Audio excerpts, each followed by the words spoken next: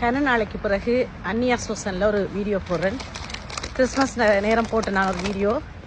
இப்போ கன நாளைக்கு பிறகு அந்நியா சோசனில் நிற்கிறேன். மேரிக்கு முன்னுக்கு நிற்கிறேன்.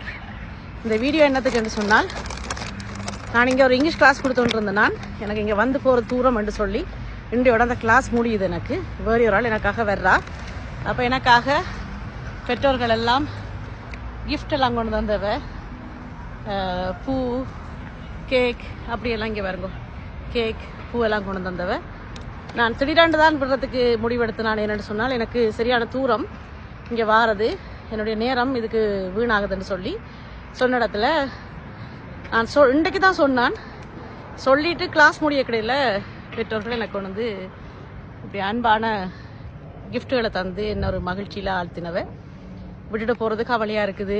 நீங்கள் நல்லா படிப்பிச்ச நீங்கள், பிள்ளைகளுக்கு நல்ல மகிழ்ச்சி உங்களோட படிக்கிறதுக்கு நிறைய விடயங்கள் சொல்லி கொடுத்த நீங்கள் என்று சொல்லி கவலைப்பட்டும் பேரண்ட்ஸ் கதைச்சினோம்.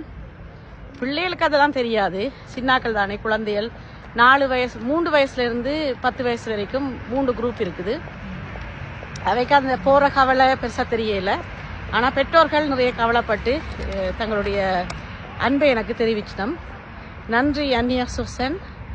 அந்நியா சோசனில் இருக்கிற பெற்றோர்களுக்கும் நன்றி. இன்னொரு முறை உங்களை மீண்டும் சந்திப்போம். பாய் பாய்.